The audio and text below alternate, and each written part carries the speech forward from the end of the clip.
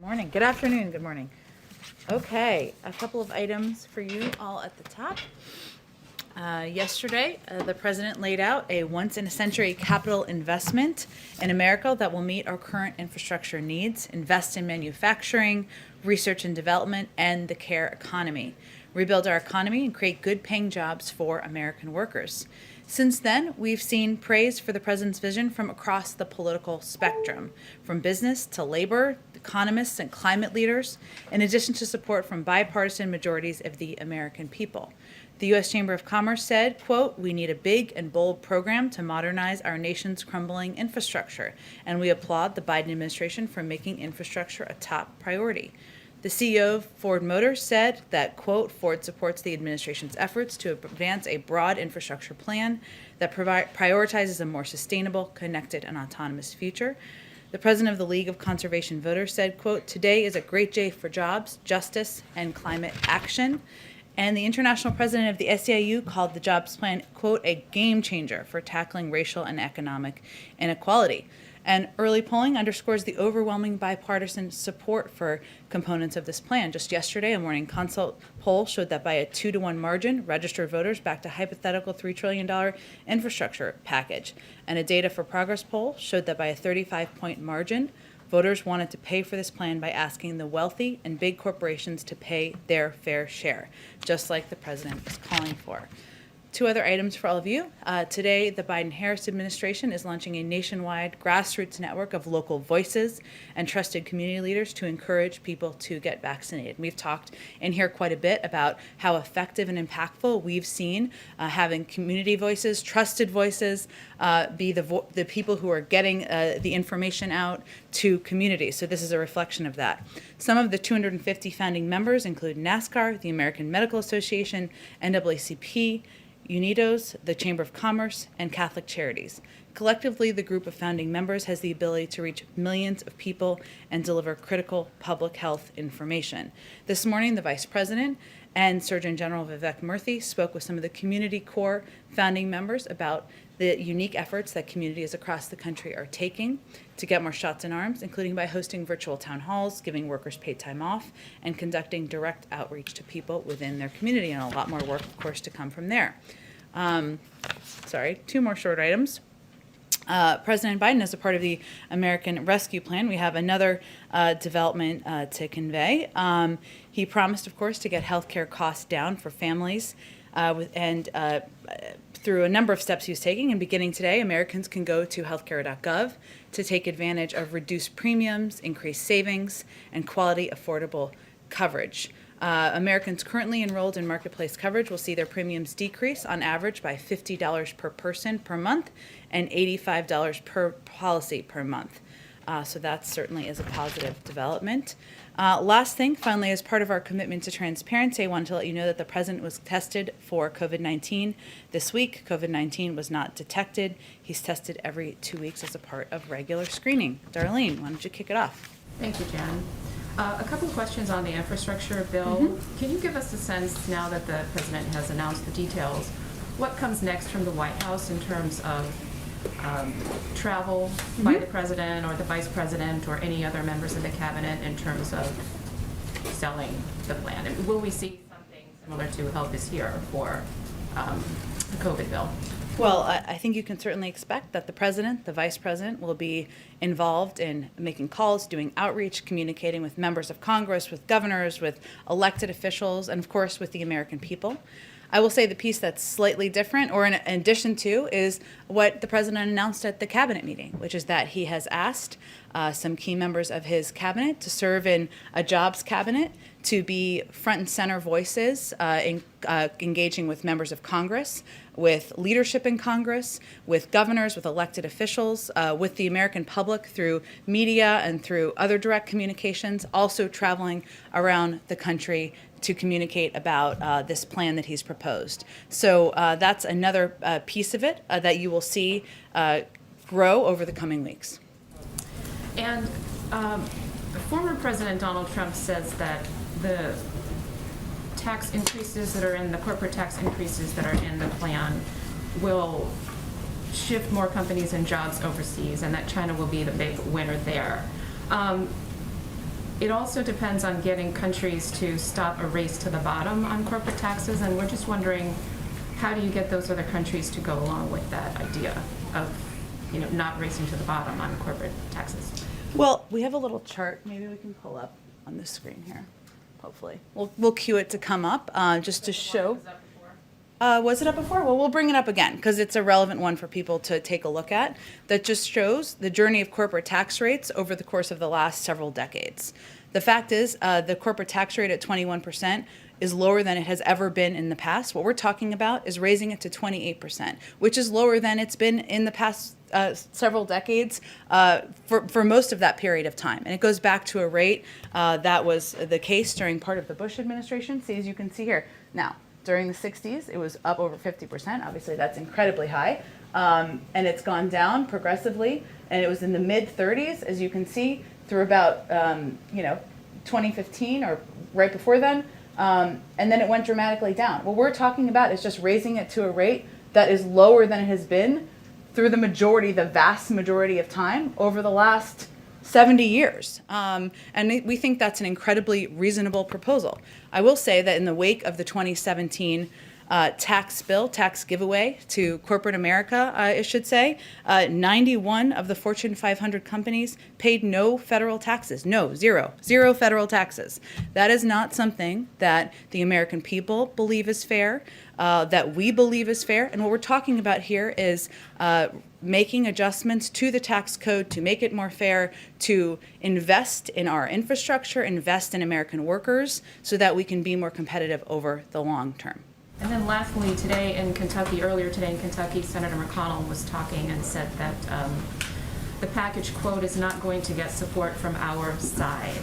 He opposes the undoing of the 2017 tax cuts and said that, quote, I'm going to fight them every step of the way. So how do you respond? I think there's some more questions to be asked. Does he disagree that our nation's infrastructure is outdated and needs repair? Does he disagree that we need to do more to put American workers back to work and to invest in industries that have growth potential over the long term? Does he disagree that 1/3 of the country who doesn't have broadband access should have access to broadband? There are a lot of areas where there is agreement with across the political spectrum, from investment in infrastructure, doing more to be competitive with China. And what we're really talking about here is how to pay for it. And so what we're looking for is proposals of alternatives. If you don't want to raise the corporate tax rate still lower than it's been over the last 70 years and across decades, if you don't want to do that, if you don't want to put in place a global minimum tax, what are the alternatives? We're happy to hear those proposals. Go ahead. Thanks, Jen. Yesterday, when President Biden spoke about corporate taxes, he specifically named Amazon out of the kind of Fortune 500 companies that have paid zero federal taxes. Why did he just name Amazon? It's just an example. As I noted, there were actually 91 companies who didn't pay any corporate taxes in 2018, so there were many to pick from. And about the Baltimore plant, we understand that there is a contamination of about 15 million doses. When did this happen, and when did the administration find out? Well, the issue was identified as part of rigorous quality control system checks, and HHS made us aware late last week. And so we understand that this supply is headed to Europe and not for the United States. But how does that really overall sort of change J&J's supply plans? And were they planning to use this plant to deliver the 24 million doses they had planned to deliver by the end of April to the United States? Well, the issue doesn't impact, one, any of the J&J doses that are available, of course, already on the market. Johnson & Johnson has made clear that they expect to deliver 24 million doses in April, and that they expect to meet their commitment of 100 million doses by the end of May. So we are looking forward to that. Obviously, these are doses that the U.S. government has purchased, but we also have plenty of doses from Pfizer and Moderna regardless. So there is no supply disruption caused by the Baltimore plant for U.S. supply going forward? For U.S. supply, for the supply that we are anticipating through the course of May, we have been assured that that they expect to meet those deadlines. And one more about Hong Kong. As you're aware, there were 7 pro-democracy veterans who were advocates, pro-democracy advocates, who were arrested yesterday. And this is obviously, a continuation of Beijing trying to quash pro-democracy protests in the country. Do you have a comment? Is the administration monitoring that situation even now? We certainly are. Today's politically motivated convictions in Hong Kong of 7 pro-democracy activists once again shows the degree to which Beijing seeks to crush all forms of peaceful dissent in the city. These activists were taking part in a peaceful demonstration of over 1.7 million Hong Kongers protesting for the autonomy and freedoms promised to them by the PRC. Their conviction is yet another example of Beijing eroding Hong Kong's freedoms and failing to live up to its international obligations under the Sino-British Joint Declaration. Go ahead, Kelly. Did the company, once the company informed the administration about the timing of the problems at the plant, there's so much focus from this White House about transparency. Was there an obligation to speak about this earlier than acknowledging today that you knew last week? Well, I think it's important for people to remember that this plant has not been FDA approved. It's still going through a rigorous review, and J&J is, of course, working through that process to bring the facility online and gain authorization. So HHS updated us. In fact, this is probably the process working as it should. HHS updated us on J&J's manufacturing, including where things stood with the facility at the point where they learned about the issue. It wasn't going to impact our supply. It wasn't going to impact the supply to the American people. And of course, J&J is working through this with the FDA. So we'd certainly refer to them on the process. On the infrastructure, climate, jobs plan, the president also talked about inviting Republicans to the Oval Office. Yeah. Given the comments from his longtime friend Mitch McConnell, do we have that on the books yet? And do you anticipate that there is any legitimate room to move? Or is the White House really settling into the idea that this will be a Democrats-only push in order to accomplish this big priority? Well, we just announced the proposal yesterday. There's a long history of agreement on infrastructure and the need to invest in infrastructure, the need to take steps to be more competitive with China. We feel there are a lot of areas of agreement. And the president will certainly be inviting Republicans and Democrats here to the Oval Office to have discussions and meetings about the path forward, to hear their ideas. There are some differences between the ARP. The ARP, the American Rescue Plan, was an emergency package. We needed to get it done as quickly as possible to get the pandemic under control, get relief direct checks out to Americans. We've got a little bit more time here to work and have discussions with members of both parties. We want to see progress by Memorial Day. We'd like to see this package passed by the summer, but I certainly expect when Congress returns that the president will be inviting members to the Oval Office. And when you consider that timeline, certainly there are Democrats, especially the most progressive Democrats, who would like to see the ability to get this done quickly in order to touch on some of the other priorities that are in different topic areas. Is there a real sense, though, that you can work with Republicans when the leader says there will be no support, when the House Republican leader, Kevin McCarthy, says we love infrastructure, but we don't like this tax idea? Is there any room left? I think that's a question for them. They support investment in infrastructure, right? They believe we need to do more to compete with China. Maybe they don't believe we should pay for it. If so, they should say that. Maybe they have different alternative ideas. There have been some proposals out there about user fees or gas taxes, essentially.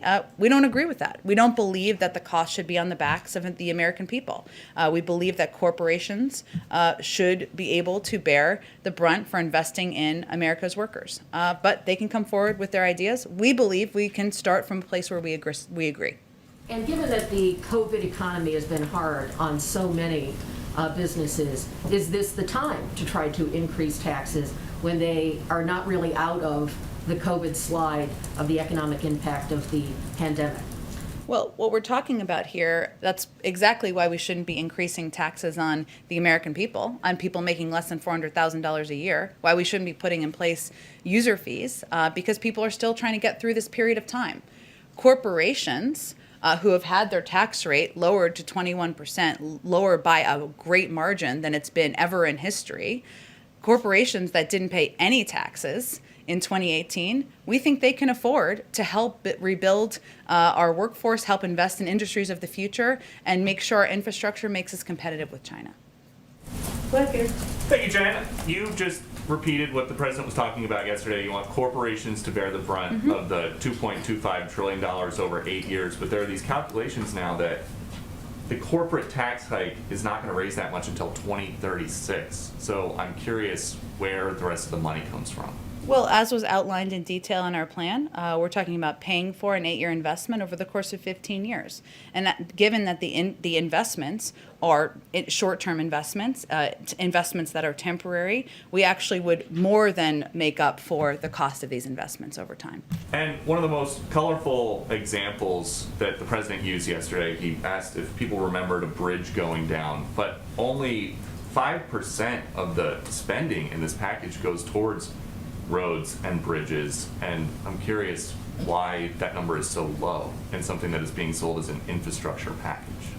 We're actually selling it as a once-in-a-century or once-in-a-generation investment in partly our infrastructure, but partly industries of the future, American workers and the workforce. And there are areas like broadband, which maybe is not a physical bridge, but 1/3 of the country doesn't have access to broadband. So that impacts workers who have been working from home, kids who are trying to learn at home, parts of the country where they can't have jobs, where they're working remotely. We feel that that is an area where we can improve, expand access, and as a result, be more competitive with the country, with other countries, I should say. And then on immigration, has the White House considered beefing up border security now that there is video of a 3-year-old and a 5-year-old being thrown over the wall in New Mexico? Beefing up border security. There's video now of a 3-year-old and a 5-year-old. I've seen the video, and I think any of us who saw the video were incredibly alarmed by the steps of smugglers, ones that we have been quite familiar with, that we've spoken out about our concerns about. As Secretary Mayorkas said, the inhumane way smugglers abuse children while profiting off parents' desperation is criminal and morally reprehensible. The president certainly agrees with that. And these kids, I believe, were rescued by individuals who are working at the border. Yes, but they still got close enough, as you guys are talking about addressing root causes in the region, for a smuggler to throw them over a wall into the desert. And I'm just curious what the White House is doing to stop that from happening. And are you concerned more about the kids' safety, or are you concerned about kids getting in, or tell me more about your concern here? Kids' safety is, as you just mentioned, the main concern. Well, of course it is, which is why I'm often surprised by some of the line of questioning in here. But I will say that our concern and our focus is on sending a clear message to the region that this is not the time to come. You should not send your kids on this treacherous journey, that these smugglers are preying on vulnerabilities in these communities. There's a lot of issues and steps we need to take to address root causes. So of course our concern is for the safety of these kids. These Border Patrol agents who save these kids deserve our thanks and our gratitude for ensuring their safety. Go ahead. Thank you. It's not just Leader McConnell, of course, and Republicans who are taking issue with some of this plan. We've seen some Democrats also voicing some concerns. So what is the president's message to these progressive members who say this plan doesn't go far enough? Well, I think we would say this is a 2-part proposal. One, it's an enormous investment in our infrastructure, in our roads, our railways, our bridges, our broadband, our waterways, and ensuring people have access to clean water. It accounts for, I think the number is about 1% of our GDP, so it certainly is a significant attempt to address that. It's also a 2-part proposal, and the president will be speaking more in the coming weeks about how we can do more to help our caregivers, some of that was in this package, but help address the needs of childcare, help lower the cost of health care, and help do more to ensure we're easing the burden on families across the country. Is the president confident that he can get Democrats united behind this plan? I think the president believes that Democrats, that independents, that Republicans, as we've seen in polls across the country, believe that we should do more to invest in our infrastructure. And infrastructure means ensuring there's access to broadband. Infrastructure means ensuring that we rebuild our roads, our railways, and bridges. That's something that Democrats, Republicans, independents have talked about, the fact that it's long overdue for some time now. And why are you splitting this into two parts? Is that a sign at all that you think the infrastructure portion, this first part, is something that you have a greater chance of getting passed? I wouldn't overread into it in that way. We don't know what the legislative functioning or process will look like at this point. We're actually quite open to congressional committees moving forward on certain components. We're very open to members of Congress coming back with different ideas about how we can achieve the objectives outlined. It's an opportunity to lay out in a speech what our objective is, which is to compete with China, invest in infrastructure, and separately lay out in a couple of weeks what we need to do better as a country and as a government to help families address the needs of childcare, and that's why he's splitting it up. And you've made clear, you've reiterated here, the president has also said, you're open to alternative suggestions for how to pay for this. But just to be clear, is the overall price tag here open for negotiation, or just how to pay for this? The president proposed, based on the advice of economists and economic experts, how he feels we can achieve these objectives. We'll see what others come forward with in terms of different proposals or different ways to rebuild our infrastructure and ensure we're competing with China and better positioning ourselves in the world. And just one last question on the impact of this. The president said yesterday that along with the stimulus bill, an estimated 18 million jobs could be created with this plan. We've seen a recent S&P forecast estimate that more than 2 million jobs would be created. What's the range that the White House thinks in terms of how many millions of jobs will actually be created by this plan? We expect there'll be a number of outside economists who will, and economic forecasters who will do projections in the coming days. We'll see what those look like. We expect them to be right in the ballpark of what the president said yesterday. But why not put out your own suggestions here? I mean, you're asking for $2 trillion. Why not put out an estimate of how many jobs will be created? We certainly expect there'll be a range of numbers that you all can refer to that are done by outside analysts, and that that's a really effective way to give a sense to the American people of what can be expected from this package. Go ahead. Thanks, Jen. Since Senate Minority Leader Mitch McConnell's already said that Republicans aren't going to play ball, she kind of took my question a little bit, but if Republicans came back with kind of a skinny infrastructure package, maybe brought back something that didn't include the $400 billion, I guess, for in-home help for disabled people, said maybe include it in the second package that you're working on. Would the White House be open to that, to looking at a different package? I'm just not going to negotiate from here, obviously. We're certainly open always to hearing ideas and proposals from Democrats and Republicans. We certainly put in the caregiving component of the package, the president did, because he believes that there is a huge impact on our workforce of caregiving has a huge impact on our workforce, the cost, the time, the energy, the effort, and it is something that is keeping people from out of the workforce, preventing them from progressing in their jobs. So that's why he included in there. If Republicans disagree and don't think that that's an issue in our society, then they should come forward and certainly convey that. Does President Biden support ending the Trump-era limit on state and local tax deductions, otherwise known as SALT? One Democrat saying no SALT, no deal on infrastructure. What's the president's stand on that? If Democrats want to propose a way to eliminate SALT, which is not a revenue raiser, as you know, it costs more money, and they want to propose a way to pay for it, and they want to put that forward, we're happy to hear their ideas. Go ahead. Thank you, Jen. I know this is a follow-up to the last question, but just specifically, are there red lines in the first phase of the infrastructure bill on things like the on the money that's earmarked for racial inequality, racial equity, the pot of money for the $400 billion for seniors? Are those musts when it comes to the first phase of the bill? The president's focus is on the objectives he's trying to achieve, which is rebuilding our infrastructure so we can compete around the world, putting millions of Americans back to work, easing the burden, as you noted, of caregiving, which is impacting millions of Americans who are not in the workforce in the way they would like. So I'm not going to give you red lines from here, only to convey that he designed this bill, the administration designed this bill with an effort to meet the moment. and to do it in a way that ensures we are looking at addressing challenges in our country through a lens of equity, that we're doing it in a way that helps cities and rural America, that we're doing it in a way that meets the moment and meets the moment of the needs for a once-in-a-century investment. But we certainly understand that there will be a difference of views. There will be a discussion about how to achieve these objectives. So he looks forward to members making their own proposals. Is he willing to narrow the first phase of the bill at all for, things that the Republicans deem to be truly critical infrastructure? I haven't seen a proposal from them for specific areas to narrow and what the impact would be. And if they want to propose that, I'm sure he's happy to have a discussion, but we're not going to negotiate from here. I want to pivot to another topic. Earlier this month, the administration delivered an intelligence report to Congress. It warned of the rising dangers by militia groups, extremists, white supremacists.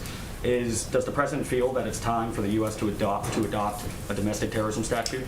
Well, as you know, Zolan, he talked about that a bit on the campaign trail. What he has asked his administration to do is do a 100-day review on domestic violent extremism, because there is such an expansive impact and threat around the country of domestic violent extremism. We have a couple more weeks of that review that are underway, the policy-making component of that, and I expect once it's concluded, there'll be some recommendations on how to best address this threat. And then I have a quick immigration question. Sure. The administration has often cited that they continue to expel single adults, families, or intend to expel families back south across the border. I mean, those migrants are going to some of the same areas that they were returned to under MPP as well. The administration unwound MPP and criticized it pretty sharply. And CDC officials have also reportedly opposed Title 42 when it was implemented by the Trump administration. So how does the continued use of that rule square with President Biden's campaign pledge to restore asylum at the border? And secondly, what is the CDC assessing when it comes to deciding when to lift that order? Well, first, we're still in the middle of a public health crisis. There's 1,000 people a day approximately dying of COVID-19 still. And of course, the CDC and others, and I would defer to them on what their criteria are and their timeline, but they look at that and, of course, the impact. So I don't anticipate any near-term change, but I would defer to them on their timeline. Go ahead. On the list of the most urgent infrastructure projects that you have identified as an administration, when will the White House put out a list of those projects as outlined in the plan, and which agency is in charge of this? Well, there's a jobs cabinet and council, or jobs cabinet, I should call them, that will be playing a variety of roles, including in the internal policy development process, and engagement with Capitol Hill, engagement with governors, engagement with the American public. Once the bill passes, there'll be a competitive bidding process. Okay. So to clarify, the five individuals that the president named today as being in charge of selling? In terms of they will be in charge of, sorry to combine the things, they will be in charge of communicating with the public, communicating with Congress, communicating with mayors and governors, having discussions about different components of the bill, whether it's broadband or different infrastructure components, the impact on businesses. These are the cabinet members who will all play a role in this engagement. But the competitive bidding process obviously wouldn't start until the bill's passed. Okay. On the president's budget or the discretionary guide, can you give us an update on why it's delayed? I think we expected it to be out today. I don't have any update on the timeline. I know it will be out soon, but I don't have any more specifics for you. And then one lastly, on the president's interview with ESPN last night, he was obviously very critical of the Texas Rangers reopening their stadium at full capacity in the middle of a pandemic. Apart from urging people to wear masks, wash their hands, socially distance, is the president planning to take any other measures to try to slow the pace of the reopening and engaging with governors, especially as we see a rise of cases in a number of states? Well, his focus is on action, and so you've noted some of them, but it is when he saw an urgency in the rising cases, we took some urgent action, including more than doubling the number of pharmacies that will have the vaccine, increasing our commitment and our investment in mass vaccination sites and community health centers, his view is the more people we can get vaccinated more quickly, the better positioned we will be. So that's where his focus is. Are you worried that the reopening and rise in cases will outpace the vaccination pace? I would leave it to our health experts to make predictions of that kind. I would say that what we have control over here is how rapidly we can get the vaccine out, how many locations we can ensure the vaccine is available to the public in. We can continue to do more to meet people where they are. That's where our focus is. I'd also note that though some governors have rolled back public health guidelines, something obviously we wouldn't support given the public health guidelines are in place, a number of mayors, local elected officials, businesses have kept them in place even in a number of those states because it's not a political issue, and they have taken those steps in order to keep the people in their jurisdictions safe. Go ahead. Thanks, Jen. So during the campaign, the president signaled his support for expanding paid family and medical leave. I know the provision was enacted during the pandemic, expired, and paid leave wasn't in the stimulus package. Is paid leave something that the president will commit to including in the second part of his infrastructure proposal? Well, there's naturally still ongoing discussions about the final pieces of the package. He does believe that it is. He did include actually emergency paid leave in his rescue plan, so that component was included, and it was President Biden who signed into law this month an extension of a paid leave credit so that more families right now have access to paid leave. So those are all steps he's taken immediately, given his view that this is important to families across the country, especially as they're trying to make ends meet. And he's been clear about his support for permanent paid leave and paid and medical leave. But I don't have anything to predict for you in terms of the next package. And then on a different topic, the shooting in California is the latest in a series of several high-profile gun tragedies over the past few weeks. Is the president ready to start issuing executive orders? Well, first let me say that the disturbing news of gun violence in Orange, California, that resulted in the tragic loss of lives, innocent lives, last night is yet another example of senseless gun violence that occurs all too frequently and underscores the need for legislation to expand background checks, something that's worked its way through the House that the president certainly supports, to ban assault weapons and high-capacity magazines and remove liability protections for gun manufacturers.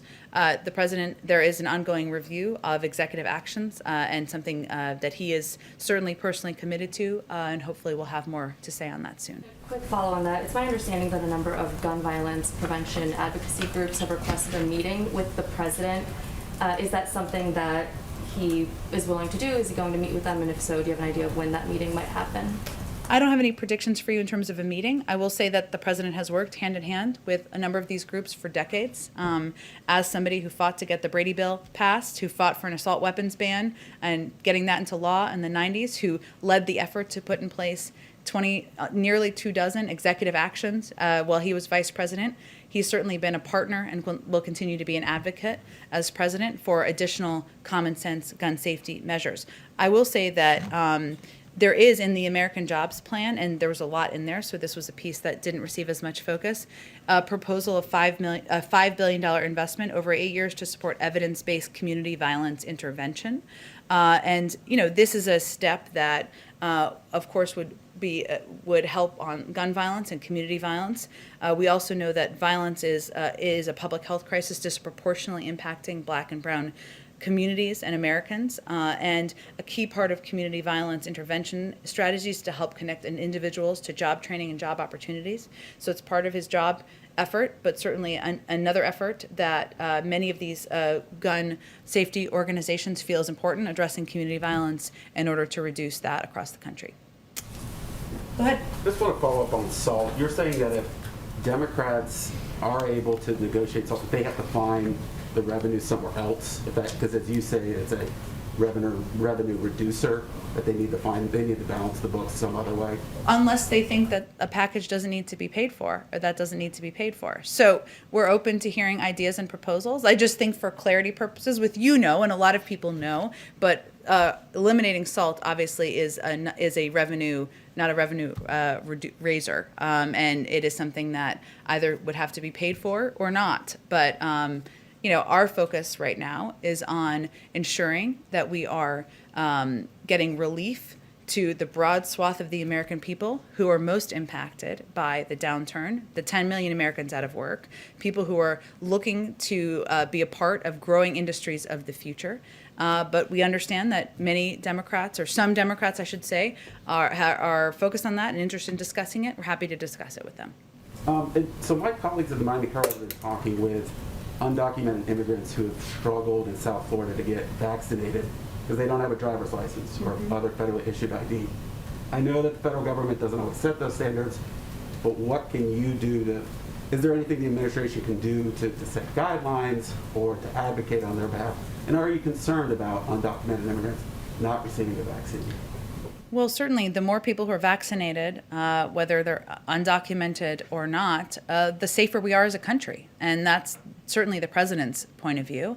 And as you noted, that is not our federal guidelines. I will have to check if there's anything we can specifically do in South Florida or parts of Florida where this is having an impact. And happy to follow up with you on it. Go ahead.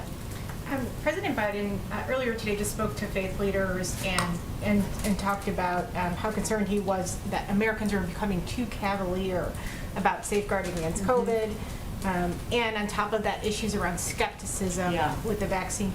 And then we also have these variants. Is there some way that you can characterize how worried Americans should be right now about the severity of another COVID wave? Well, I'm not here to scare people. I think, though, we have been saying from the beginning that we need to be vigilant and that we are still at war with a pandemic. And that has been our consistent message from the federal government. One of the reasons why the president did the meeting with faith leaders today is that we've also seen that it is the most powerful voices, the most impactful voices in communities are those who are leaders in their community. Sometimes those are faith leaders, civic leaders, local doctors, and that's why a big part of our investment is, as we look to the next stage of this, which is a focus on vaccination, is in those communities. So I think that was the purpose of the meeting today. But I think, to be clear from here, we've seen progress around the country. We've seen, of course, the data of the number of people who are vaccinated, but we also need to remain vigilant. And that's why the president repeats that message at every opportunity. You said you're not here to scare people. It's been Biden's message, I will always be frank with people. And do you think that the administration is doing that right? Absolutely. We are conveying, and we've conveyed consistently, nearly at every opportunity, that we need to remain vigilant. People need to still wear masks. They need to social distance. They need to hand wash. That even as more people get vaccinated, even as people are vaccinated, if you get vaccinated with Pfizer, you get your first dose. 3 weeks later, you get your second dose, and it's not until 2 weeks after that it has the full impact. That's 5 weeks after the first dose. So even as more people are vaccinated, we need to remain vigilant. That's been our crystal clear message from the beginning, from this, and consistently, even as people have felt that we did not need to abide by the guidelines in some parts of the country. Go ahead. Thank you. The administration is praising its results in terms of the vaccination campaign. But when it comes to vaccine diplomacy, it remains clearly behind China or Russia. Is the White House considering any measure apart from the participation in COVAX to catch up with those countries before the entire American population is vaccinated? Our focus remains on ensuring the American people are vaccinated, and we, of course, remain open to a range of options of helping and being a part of the global community moving forward. But that remains our first focus. So there will be no export before the end of the American We exported campaign. some doses of AstraZeneca to Canada and Mexico, so no export. We obviously will consider a range of options, but our focus remains on vaccinating the adult Americans in this country. Go ahead. Thank you, Jen. We reported earlier today that Senator Joe Manchin has privately expressed to some co-sponsors of the Equality Act that he is not yet on board with voting for that legislation, which obviously makes his path to breaking the filibuster even more difficult. If that ends up happening, if it ends up being thwarted by the filibuster, has President Biden given any thought to considering support for the Fairness for All Act, which is being floated as sort of a compromise measure by moderate Republicans? I'd have to check with our legislative team on that. It's a great question. I can follow up with you after the briefing. Like sort of follow up. Go ahead. Because some community leaders that I've spoken with about the Fairness for All Act have pointed to specific carve-outs, like allowing some businesses with fewer than 15 employees to deny service to someone for being LGBT as being really tough pills to swallow. Would he commit, or could this administration commit at this point, to not signing legislation that would create carve-outs like that? I think the president supports the Equality Act. He's been clear about that. I don't think I'm going to get too far ahead down the rabbit hole of this while it's still being negotiated through Congress. Go ahead in the back. So thank you, Jen, by the way. The fourth key element in the American Jobs Plan is invest in R&D. And one of that in there is bringing critical supply chains back to the United States. What specific incentives is the administration going to give companies? Are we talking about tax breaks, direct payments, and then would there be disincentives, meaning tariffs put on items that are not brought back, or critical supply chains that are not brought back? It's a really great question. I know there's a supply chain kind of meeting coming up that is being hosted by our NAC director and our Jake Sullivan, who's our national security advisor, where I'm sure they'll discuss a range of issues. And I'm sure this will be a discussion with members of Congress as they're engaging with our jobs cabinet. So it sounds like there's more to discuss on this topic. So you don't know if it's tax incentives at this point? I'm sure I can get you more specifics on it after the briefing. One other subject. In Georgia, talking about the voting bill that was just signed from the governor, community organizers have threatened boycotts on big companies like Delta, Coca-Cola, Home Depot, in part from some of the information that's come from the president. In his last news conference, he said that the bill requires voting to end early at 5 p.m. And you've said, and some others said, that words matter. The bill actually standardizes voting hours by counties and adds Saturdays and Sundays voting, and it also allows extended hours from 7 a.m. to 7 p.m. So is there going to be a correction It issue? standardizes the ending of voting every day at 5, right? It just gives options. 7 to 7 is what It gives options to expand it, right? But it standardizes it at 5. It also makes it so that outside groups can't provide water or food to people in line, right? But the It makes it more difficult to absentee vote. Are those things all correct? Voting on the day of is 7 to 7, and early voting can standardize adding Saturday and Sunday. So my question is the tone going to change out of the White House? Or The tone for a bill that limits voting access and makes it more difficult for people to engage in voting in Georgia? No, that's actually not what the governor of Georgia has said. Well, I think that is not based in fact what the governor of Georgia has said. So no, our tone is not changing. We have concerns about the specific components of the package, including the fact that it makes it harder and more difficult for people to vote by limiting absentee options, by making it not viable, not possible for people to provide water to people who are in line, by not standardizing longer hours. So if you're making it harder to vote, no, we don't support that. Go ahead. Quick one. Is the president considering giving an address, a joint session of Congress near the 100-day mark? He is definitely considering giving a joint session address. I can't wait till we finally announce this because I know you all really want a date. We're working with leaders in Congress to finalize that. I just don't have a date quite yet for you. Gotcha. And then a quick follow-up. Why haven't refugee flights continued at this point? Last month, the president did announce that he intended to raise the refugee cap before the typical, end of the fiscal year where it traditionally happens. That hasn't seemed to happen yet. Why haven't those flights continued? He remains committed, but I don't have an update on the timing of the flights. Does it have anything to do with the fact that resources are going towards the border at this time, or? No, it's not related to that, no. Thank you, Jen. Thank you, everyone.